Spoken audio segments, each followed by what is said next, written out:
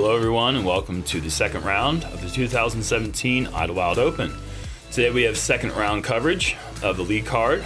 We got the front nine here. Big Julie commentary. I'm Jeremy Koling, joined by Paul Ulibarri. And we've got some new names atop the leaderboard.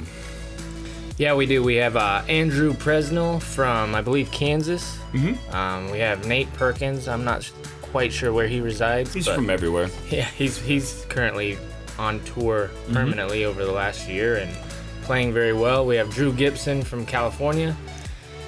And Southeast favorite, Chris Dickerson from Tennessee.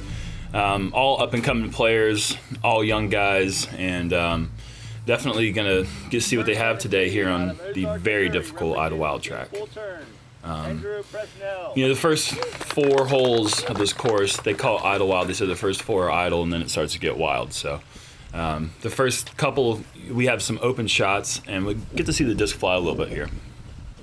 Yeah, the one thing that I'm excited to see is Andrew is a predominantly backhand player. Right. And this course is, in my opinion, very sidearm or lefty friendly. So I'm curious to see how he gets around. Drew Gibson also predominantly backhand player. Yeah, and then we have Nate Perkins, who is I'd say he's pretty mixed, but maybe more predominant forehand than backhand. And Chris Dickerson, who's got a really good mix of shots, backhand and sidearm. But I'd say he throws more backhand more comfortably. This course certainly favors the forehand or lefty shot. So it'll be interesting to see how these guys attack the course today. You got hole one here, which is, like I said, it's a wide open, 638 feet. Downhill, though, can certainly be attacked by any player that can throw the disc far. And we saw Andrew turn his drive over a little bit. Nate didn't get a ton of distance, but he kept it in the middle, and that's really the only thing that you really have to worry about, is not going too far left, because it is absolutely garbage in there, and not turning it over too far right either. Yeah, it looked like he was just playing position golf, and this is a player who can definitely get to this pin. Drew Gibson has a lot of power, and it looks like he just turned it over a little too much, caught a little foolage on the right, but he's going to have a fairly easy upshot there. That gets past that tree. He's certainly inside Drew Gibson jump putt distance, because he can putt from really long ways away. He's got a lot of power with his jump putt, a lot of spin behind it when he gets up to 70, 80 feet, and so just unfortunately couldn't get past that tree. And Chris Dickerson has actually sneaky power also. Oh, yeah. He can throw it a long ways, but that looks a little too turned over also. Yep. Hopefully he can get a good kick and have some sort of upshot out of there.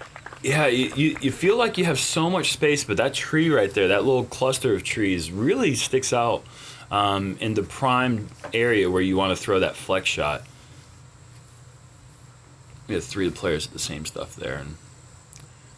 And Nate's about circle's edge. A little bit more distance from the basket than he'd like, probably, but he's got a putt.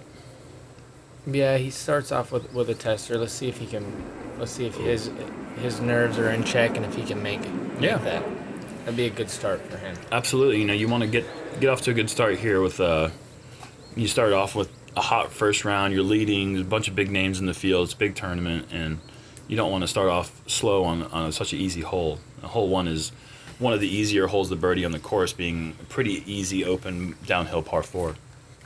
And Drew puts that in pretty close. I'm not going to be surprised if that's not on the pole.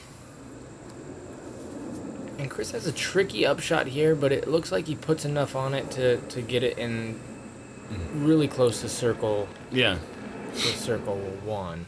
Yeah, we got three players right on the circle's edge putting for their birdies here. And nice start there from Andrew.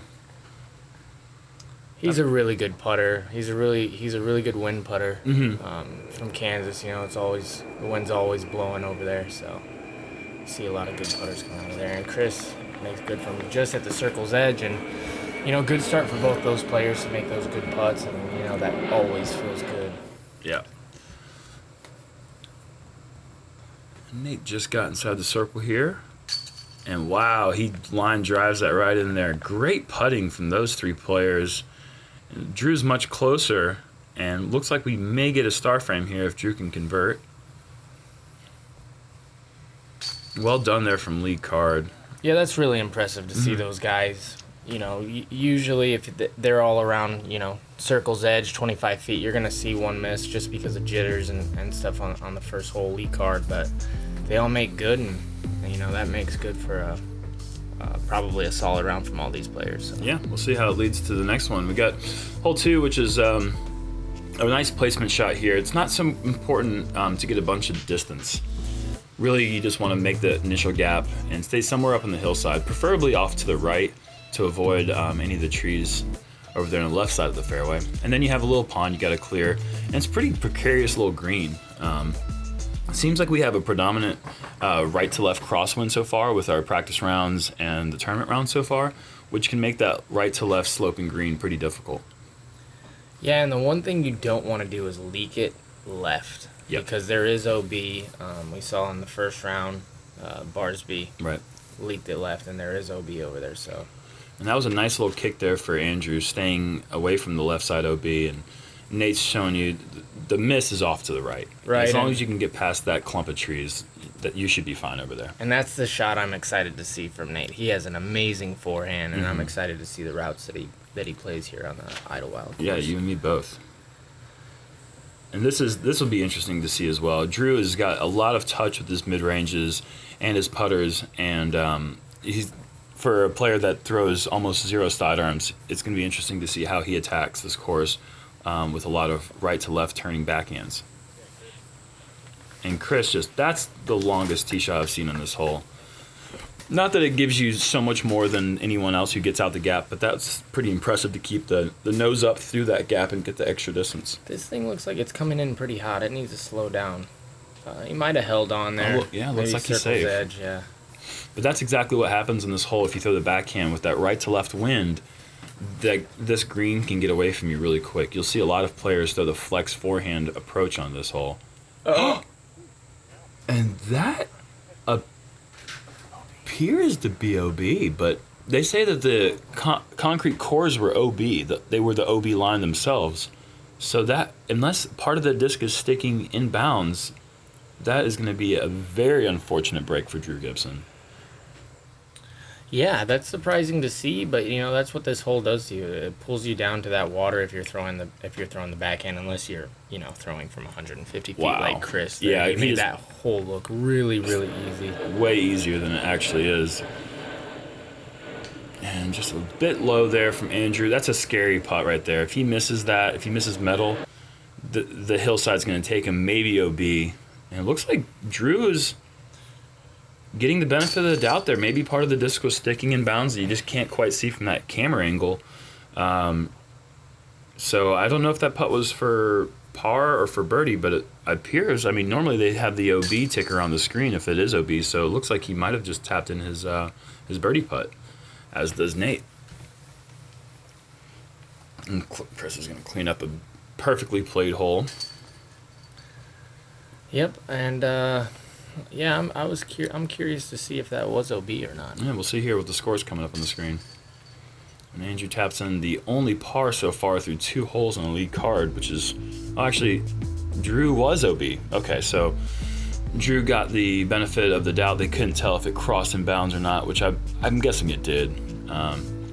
So, anyways, down to hole 3 now, which is one of the more beautiful holes on the course. There's so many pretty holes out here on this track, but this one really is nice because you have this really picturesque, hilly, downhill shot.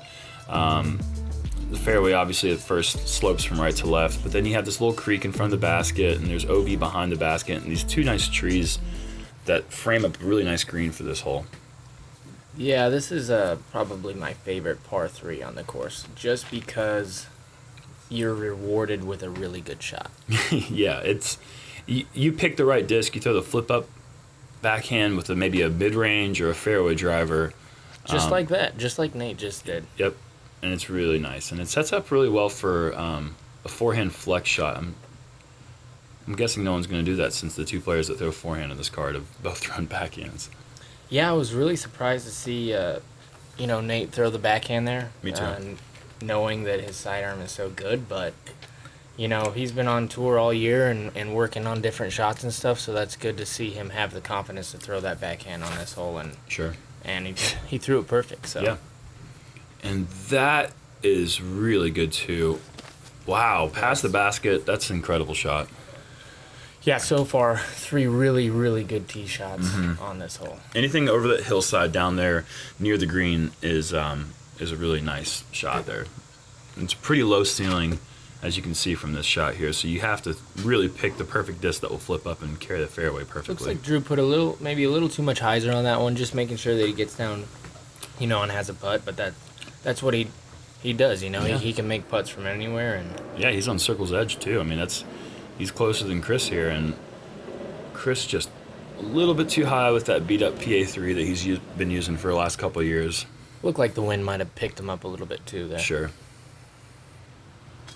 And Drew just off the top there looks at the car.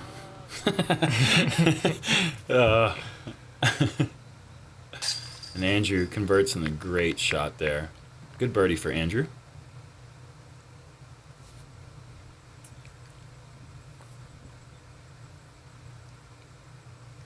And that's he's just on, that stroke when Nate gets his putt on, it's so direct, and when he gets on fire, he's gonna make them from everywhere. He has such a good line on it. Mm-hmm. Yeah, that's the thing about spin putting is that sometimes if it's not feeling that great, it can be pretty bad because you have a lot of mechanics that go, and if you're off by just a little bit, you can have long comebackers and you can lose your confidence. But if you're on fire and you're feeling your spin putt, you can make putts from anywhere, and you'll be one of the most deadly putters there is. And Drew, Drew's just mosey on by. He's just, I don't know if that was his cool guy walk or what that was, but he's so cool. Yeah, he is the coolest. Look at his glasses. We got hole 4 here.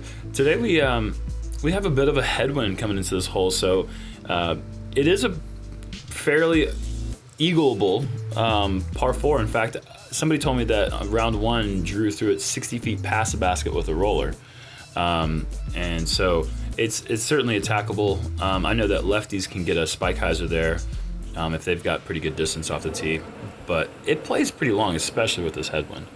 Yeah, and like you said, we had the wind, and that makes the whole play way more difficult than if it didn't. But Right. it's causing these players to definitely think twice about going big off the tee and probably just playing position golf. It is one of the easier birdies on the course. Yeah. If you play it for that birdie. And Nate, surprisingly, I felt like he might throw a forehand, but he maybe took more distance off than I thought he would, even for a longer second shot than he really needs. But we'll see how he attacks the second shot there.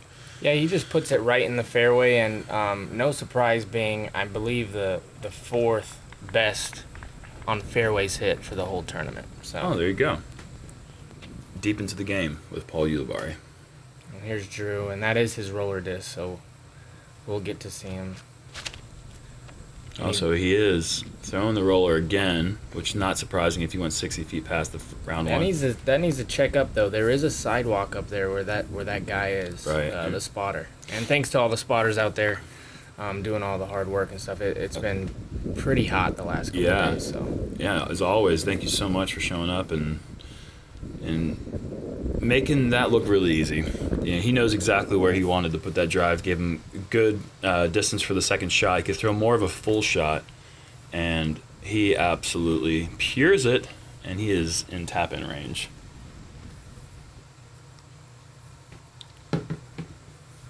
And we did some fact-checking, and it appears as if Paul Ulibarri is correct. He is 4th best in fairways hit so far through 2 rounds. And Drew has a low ceiling approach here, but he should be able to get this one pretty close because the roller probably 40 feet outside of circle 2, so he's about 100 feet away. Yeah, not too hard, especially for a downhill putt like that. And we didn't really mention anything about Chris's great tee shot, but I mean, it is nice to watch that full flex backhand drive on this hole. Yeah, it doesn't. But it doesn't give you that much more unless you. Oh goodness. Just a bit high, and this is a tough putt with that headwind coming in. It doesn't look like it's blowing that hard, but it's just enough. It's present enough that you're thinking about it. And Drew dead center there. Yeah, I mean, once you get outside of 20 feet, that the putt starts playing about 10 feet further. Yeah. Each, each time. So, 30 feet feels like 40 feet, 40 feet feels like 50, and then if you're running it, you're guaranteed to have a 25, 30-foot comebacker at the minimum. Yeah, if you don't make your putt. If you don't go flying into the water. Right, if you don't go flying into the water.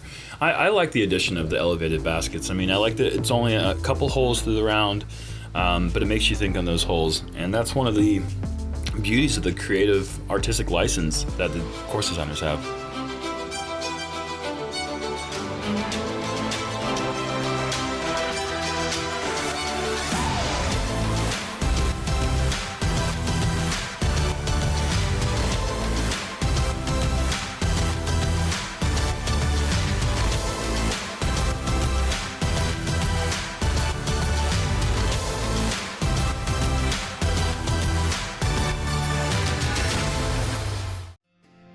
Lifetime warranty, and 1% back to the planet.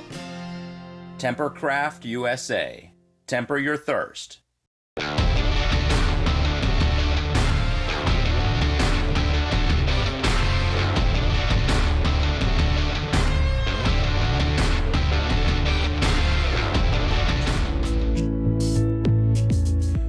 Hole 5 is a really difficult par 4, not because of the tee shot. That's a pretty easy part.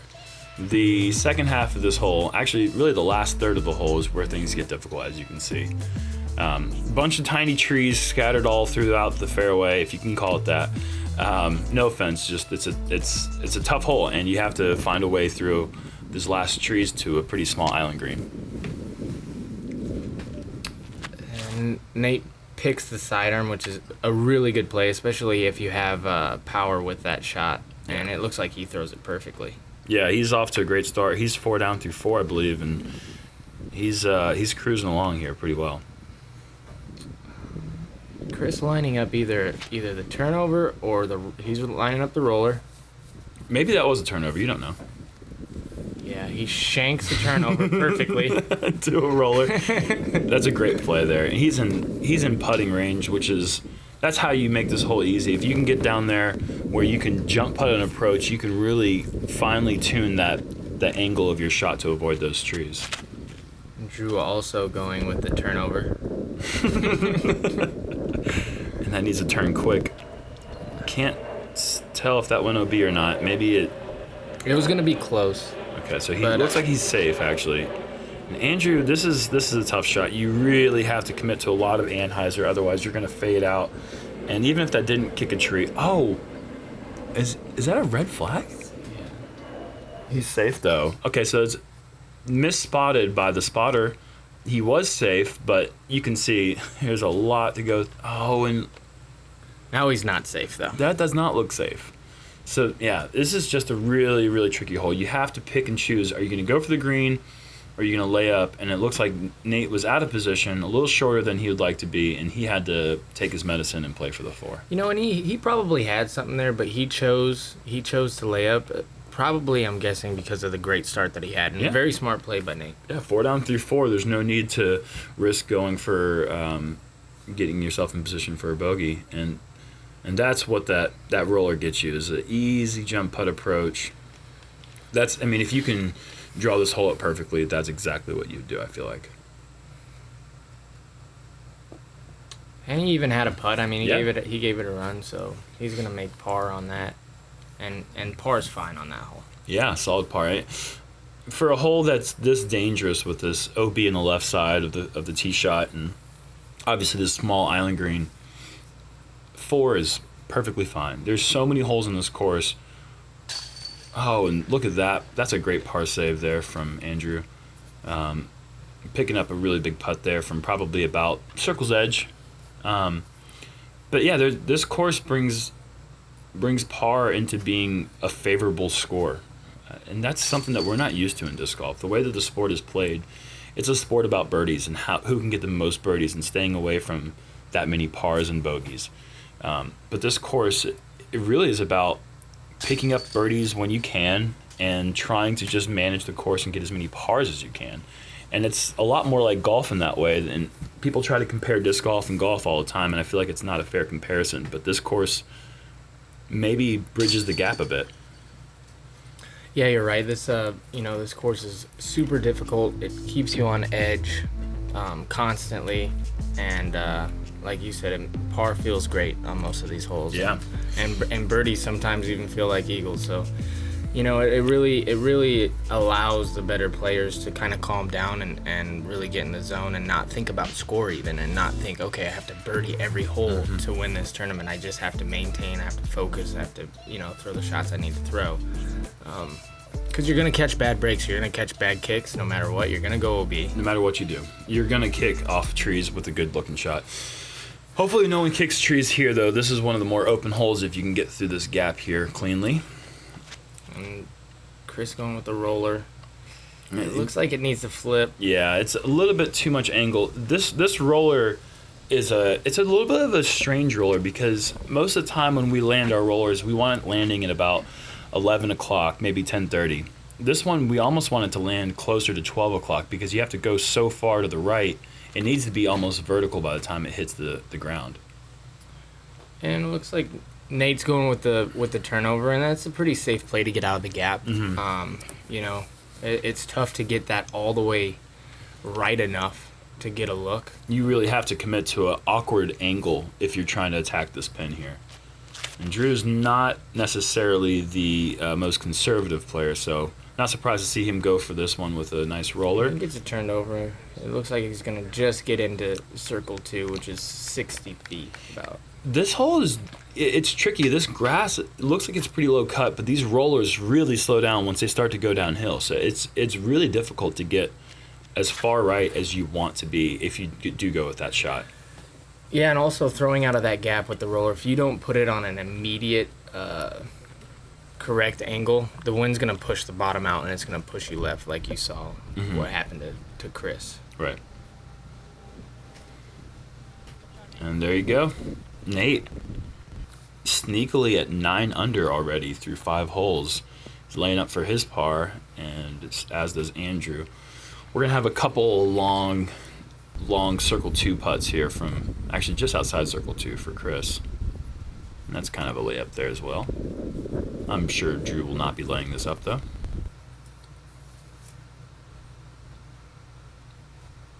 Oh, and just gets a little bit of a wind gust. Oh, God.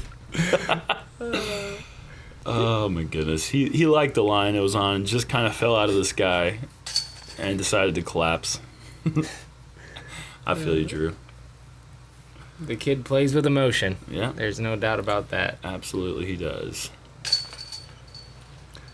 I'm trying to come up with a name for Nate's putt. It's like I don't know why I thought Star Wars for some reason. The way he just jabbed it. Yeah, I don't know why you thought that was stupid. Either. I'm sorry I said that. Let's not. Let's not. Look at Drew. He's just that guy's just that is a cool dude. Yeah, like he's on, like he plays in Star Wars. Yeah, exactly, like Star Wars. All right, I'll regret that one for a long time. Yeah, good. Hole 7. This is when the wild begins. This is really when you're stepping into the wild things. This is a really difficult hole. You don't have to get that much distance off the tee, but if you miss the first shot, if you were unfortunate enough to go B, there is a drop zone. And if you don't hit your landing zone, there's really no way to get up to the basket for your second shot. Yeah, you're just trying to hit this gap, or if I've seen this play before, going over the top and trying to crash up pretty high. I'm surprised that he went with that because of his sidearm being so good, and because that can be an easy result. Well, the one thing that the over-the-top shot gets you, if you have the power and you do clear the trees, is that you can at least avoid having to go to the drop zone and throwing OB. But landing actually in the fairway is the really difficult second part of that shot. Yeah, and Nate just showing that's why he's number 4 in fairways hit right there again, just absolutely peering it. Yeah, I'm surprised he's not number 1 with shots like that, actually. And Drew is just, that is a mash. Yeah. You could tell with the angle that he put on, and that thing disappeared. And Michael's trying to figure out where to film, and that is right in the middle of the fairway. It was coming backwards. Yeah, where did that come from? Did someone else throw that disc? But he's right in the middle, man. That Mission is- accomplished. Yep, exactly. And that is safe. Fortunately, that is not in the OB area, but Not what he wanted. No, because- definitely not what he wanted. But he has a chance to salvage par, which is good. it would be a great par from there because he has a very tricky approach shot. But And Nate gets kind of a bad kick, but actually a really good kick. wow. Yeah, no, incredible kick. He's inside the circle now. When you get a good kick at Idlewild, you're loving life And that. because that can happen. Yeah, I don't know exactly what happened there. I know when we've had those shots, the footing is pretty tough, so Yeah. that could have been part of it. But you normally wouldn't see that out of a high caliber backhand player such as Andrew. Yeah, little shout out to Billy Crump. When the players are standing uphill, the feeding, as he would say, is pretty difficult. Yeah, it is a tricky uphill standstill throw for a backhand player. It's a huge benefit here to have an accurate, trusty forehand for these kind of uphill shots. And he's going to get up and down for a bogey. And Drew actually caught an unfortunate kick and then another kick, but he has a look here. Yeah, about maybe 55, 60 feet. And he did a fadeaway. Yeah, he's So- got something to go do back at his bag, I think, so that's why he didn't watch the shot. He was busy. Oh, and Chris couldn't save his par, just a bit high. And this is Nate's birdie putt. Are you kidding me? This guy is on fire. Yeah, that was just straight in. He's super making this- confident. He's making this course look way easier than it is. I mean, we haven't got to the hard part of this course, but he's still taking advantage of all the early opportunities, which is exactly what you have to do on this course. Get these early birdies and then maintain and salvage a good round on the back nine. And Chris gets his bogey putt in, and Drew's just one arm shoulder bagging it, and taps in his cool guy par. With the SloMez stroll off. I mean, the sun's behind him, making his shoulders glisten. Like, is there anything cooler? That dude is. Did he just walk through us? Oh my goodness. Wow. So we got a birdie there, 2 bogeys, and all the players are still under par through the round, which is really what you're looking to do on the front nine. So. Yeah, nobody's falling apart. Everybody's kind of maintaining, which is what you need to do. And then coming into hole 8, this is probably the hardest hole in the course, in my opinion. Yeah. It's, especially for par, being set at 4. I think it plays as a par 5. And 576 feet does not give it justice. This thing plays really far because of the angles. You only have a chance to throw about 300 feet off the tee, and then your second shot is usually pinched off to where you only have. And that right there, that's a picture perfect drive there. It is exactly what you want. The forehand anhyzer opens up the fairway for the most possible distance. And like you said, you're trying to get 300. I think a player throwing a correct forehand can get maybe 340, but that doesn't really make the hole any easier from here. Like, for instance, with Drew's shot, he misses it early. He gets a semi-good kick to the right, but I'm going to be very surprised if either him or Dickerson can even salvage par from there. Yeah. Because of the distance being so difficult and the angles that you have to do to get in position. Yeah, I believe that this is the number 2 handicap hole in the course. I believe only 17 maybe plays harder to par than hole 8. And Andrew gets a really fortunate break right there. Drew going with the roller. Yeah. And now I don't know where his disc went. It might have gone in one of those casual relief areas that are different holes on the fairway. The left side of the fairway have these circles drawn around them, And Chris just trying to pitch out, but that was more than a pitch out, but he did not get the break he was looking for. And you can just, look at what's going on here. We have seen 5 or 6 shots since Nate threw his perfect drive down the middle, and they're still not up to his drive yet.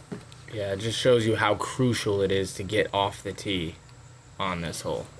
These guys are just playing wall ball right now with these trees. Wow, they're still not up to Nate's drive. I mean, Nate's drive was just perfect, but True. wow, That was a good shot. It was. And that's just the name of this hole. Like I said, if you don't get off the tee, it's almost a guaranteed bogey. It's almost a guaranteed bogey. Yeah, it certainly is. At best.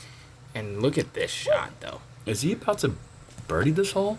Oh my! I haven't seen anybody even come close to getting in the circle on their second shot. Yeah, so. he's in circle's edge here. He's definitely pushing the envelope for the card right now, and they're trying to keep up with him. And I mean, they're not doing that good of a job on this hole. And I mean, it's not. It's just so tricky. There's just so many trees in this hole, and the thing is. I've read some of the comments on YouTube yesterday, and people are saying that it's not a good course and all that. It looks harder maybe on camera than it is in person. There is a fairway. There is a way to get there in 2 shots.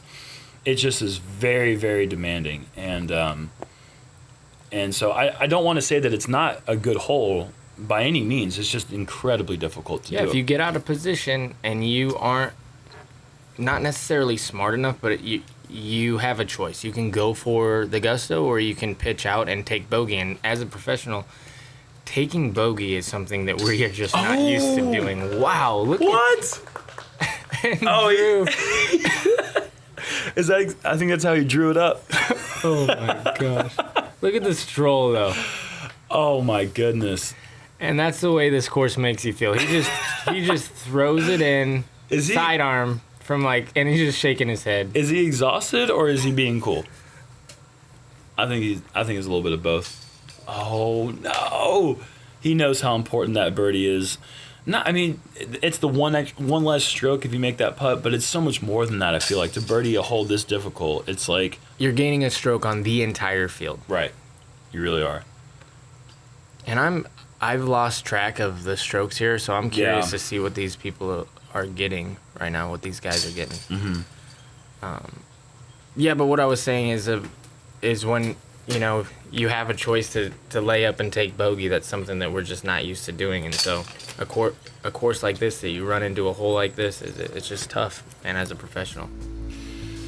So a 7 for Chris. I did not see 7, but wow. If you get in trouble and you hit that early tree on a second shot, and 2 5s are not bad, really, honestly, from Drew and Andrews. But no, I'm sure Drew's ecstatic with his 5, course. Especially from throwing it in sidearm from about 65 feet. That was awesome. The final hole, the front 9 here. A really, really difficult, but very short hole. James Snappy Cole aced his first round. So it's definitely an ace run hole. Not that you'd want to because the hillside is so sloped on the backside, but I mean Nate is just online. That's got to slow down a bit. He's gonna probably be out of he's got to roll all the way down the hill. There's a tree in the way from where he is. He's gonna have to pitch that up for par, but he's just hitting his line right now. I mean, that's all there is to it. If you hit your line on this course, par is gonna be so much easier. And Drew with just a perfectly thrown backhand. That is beautiful. Mm-hmm. And he still goes deep. Yeah. That's crazy. Yeah, that's what's so difficult about this hole. I mean, you have the initial gap that's so difficult, but that's not the only thing you have to focus on this hole. Then you have the very, very slopey green, and you have to come in with the right angle and the right touch. Andrew just doesn't get through the fairway, and he'll have to pitch up to save par. And that's definitely easier said than done from where he is too.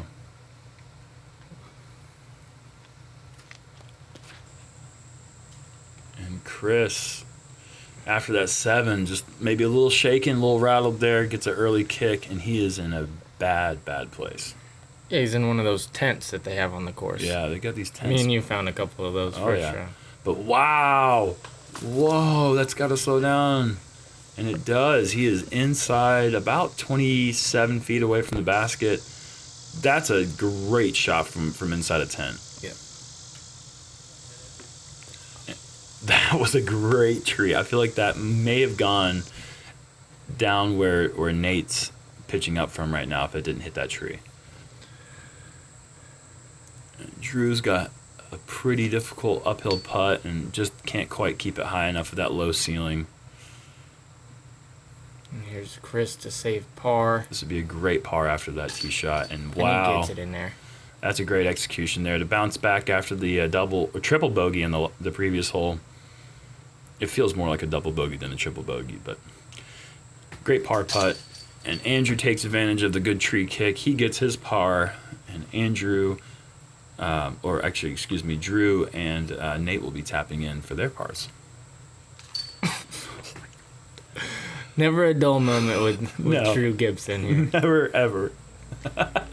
Always finding new ways to tap out. I love that kid. He's a trip. So after 9 holes, we have got Nate jumping out to a huge lead, 5 under on the front 9. It's a great front 9.